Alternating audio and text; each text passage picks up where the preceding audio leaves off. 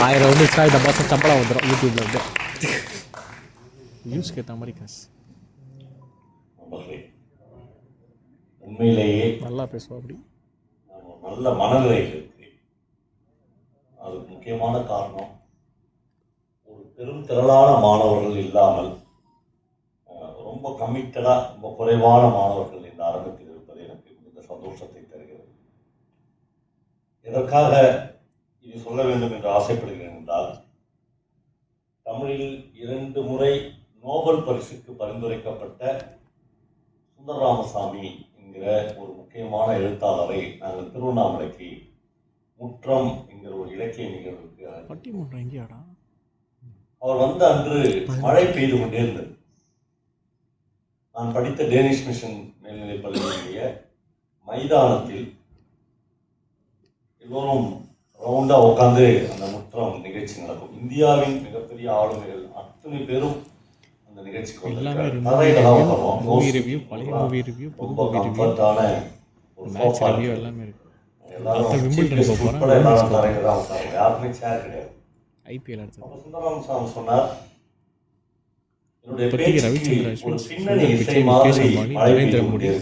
தமிழ்நாட்டில் இருக்க முக்கிய அமைச்சர்கள் வீடியோ தமிழ்நாடு எலெக்ஷனோட ஒர்க் பண்ண போகிறோம். அதோட வீடியோ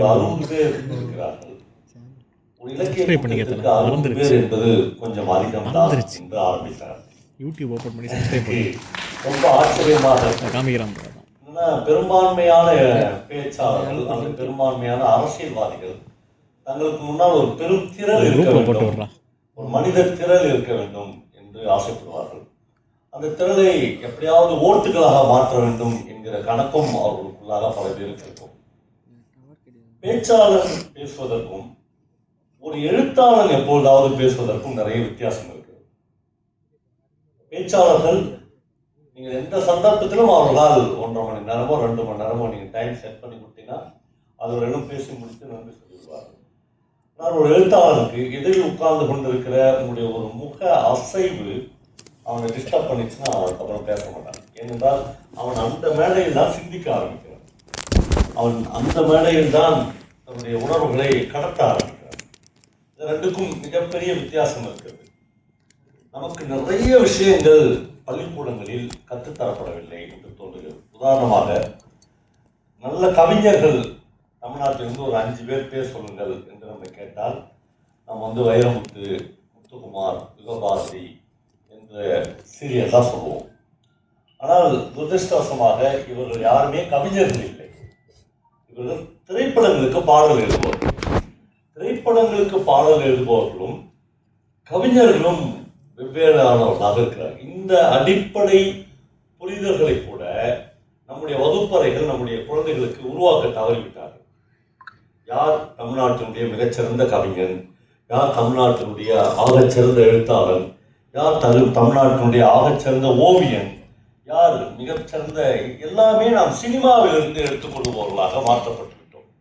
அல்லது வகுப்பறைகள் ஒரு வகையில் இவைகளை மாணவர்களுக்கு கடத்துவதற்கு தவறிவிட்டன என்று கருதுகிறோம். அதனால்தான் இன்றைக்கு தமிழ்நாடு முழுக்க ஒவ்வொரு மாவட்டத்திலும் புத்தக கண்காட்சிகள் நடக்கின்றன, இலக்கிய திருவிழாக்கள் நடக்கின்றன, பன்னாட்டு புத்தக கண்காட்சி நடக்கிறது. எல்லா மொழிகளிலிருந்தும் புத்தகங்களை எழுதின எழுத்தாளர்கள் இங்கே வர ஆரம்பிக்கிறார். நான் பல இடங்களில் சொல்வதற்கு, ஒரு எழுத்தாளனுடைய இடம், பிளேஸ் என்பது உண்மையிலேயே ஒரு முதலமைச்சருக்கான இடம் அல்லது ஒரு ஜனாதிபதிக்கான இடம், ஒரு பிரதம மந்திரிக்கான இடம் இருக்கு இல்லையா, அதை விடவும் 1 இன்ச் மேலானது என்று நான் கருதுகிறேன். ஏனென்றால் ஒரு எழுத்தாளர் தான் ஒரு சமூகத்தை, ஒரு காலத்தை பதிவு செய்து தான் மட்டும் வைத்துக் கொள்ளாமல் அதை அடுத்த தலைமுறைக்கு கடத்திவிட்டு போகிறார். திருக்குறள் எப்பொழுதோ எழுதப்பட்டது, எத்தனையோ நூற்றாண்டுகளுக்கு முன்னால் எழுதப்பட்டது. ஆனால் நம்முடைய புத்தக அலமாரியில் ஒரு திருக்குறள் இருக்கிற போது அதை எடுத்து நம்முடைய குழந்தைகளோ பேர குழந்தைகளோ கூட வாசிக்கிற போது திருவள்ளுவர் காலத்திலிருந்து வந்த முதலமைச்சர்கள் பெயர்கள், மன்னர்களின் பெயர்கள், குறுநில மன்னர்களின் பெயர்கள், பெருநில மன்னர்களின் எவன் பேர் யாருக்கும் தெரியாது. எல்லாம் காலம் அழித்துவிடும். ஆனால் ஒரு படைப்பாளியை மட்டும் அது தயவுதாட்சியம் இல்லாமல் விட்டு வைக்கும். அதனால் எப்பொழுதுமே ஒரு படைப்பாளி என்பவன் ரொம்ப பெரிய இடம்தான் அவனுக்கு சமூகத்தில் கொடுக்கப்பட வேண்டும். துரதிருஷ்டவசமாக அப்படி அப்படி ஒரு பெரிய இடத்தில் எழுத்தாளர்களை வைத்து பார்க்கிற நாகரிகம் உள்ள சமூகமாக நாம் இல்லாமல் போய்விட்டோம். உதாரணத்துக்கு பக்கத்தில் இருக்கிற கேரளாவில் தகழி சிவசங்கரம் பிள்ளைக்கு சாகித்ய அகாடமி விருது கிடைத்தது. காலையில் அவருக்கே தெரியாது, காலையில் எழுந்து வரும்போது எல்லாம் சொன்னாங்க உங்களுக்கு தான் சாகித்ய அகாடமி விருது கிடைக்கும். பார்த்தா அவர் வீட்டுக்கு முன்னாடி ஒரு 100 பேர் நிற்கிறாரு, கையில் ஷாலு மாலை எல்லாம் வைத்துக்கொண்டு நிற்கிறாரு. அவர் எழுச்சி பார்க்குறாரு, பார்த்தா கேரளாவுடைய அப்பொழுதைய முதலமைச்சர் ஈ.கே. நாயனார் கையில் ஒரு பூமாலையோடு ஒரு 50வது 60வது இடத்தில் வரிசையை நின்று கொண்டிருக்கிறார். அவர்கிட்ட போய் சொல்றாங்க, நீங்க கேரளாவுடைய சிஎம், நீங்க முன்னாடியே அவருக்கு ஒரு மாலை போடலாம், உங்களுக்கு அப்படி ஒரு புரோட்டோக்கால் இருக்கிறது என்று சொல்லும்போது அவர் சொல்றாரு, கேரளாவுடைய சிஎம் தான் நான், கேரளாவுடைய அசட், கேரளாவுடைய பொக்கிஷம் தகழிதான் என்று சொல்கிறார். ஆக ஒரு எழுத்தாளருக்கு அவ்வளோ பெரிய இடம் இருக்கிறது இந்த வாழ்க்கையில். துரதிருஷ்டவசமாக பல எழுத்தாளர்களின் பெயர்களை, பல கவிஞர்களின் பெயர்களை நாம் நம்முடைய வகுப்பறைகள் சொல்லித்தர தவறிவிட்டன, பொதுவெளிகள் சொல்லித்தர தவறிவிட்டன. இப்போ கூட உட்கார்ந்த சில நிமிடங்களில் மணிமாறன் சொன்னார், நேற்று ஒரு ஃபங்க்ஷனுக்கு 2000 பேர் வந்திருந்தாங்க சார், இன்னைக்கு ஒரு ஃபங்க்ஷனுக்கு இவ்வளோதான் வந்திருக்காங்க. எனக்கு அது பிரச்சனையே இல்லை. இன்னும் குறைவானவர்கள் இருந்தால் நாம் இன்னும் ஆத்மார்த்த ரீதியாக பேசிக்கொள்ள முடியும். இதை ஆலமரத்தின் விதை எவ்வளவு சின்னது என்று எனக்கு தெரியும்.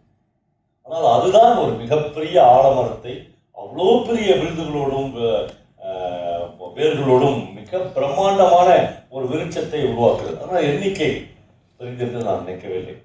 ஏன் வகுப்பறைகள் சொல்லித்தராததை, இன்ஜினியரிங் காலேஜுகள் சொல்லித்தராததை, மெடிக்கல் காலேஜுகள் சொல்லித்தராததை இலக்கியம் சொல்லித்தர வேண்டும் என்று விரும்புகிறோம் என்றால், இலக்கியம்தான்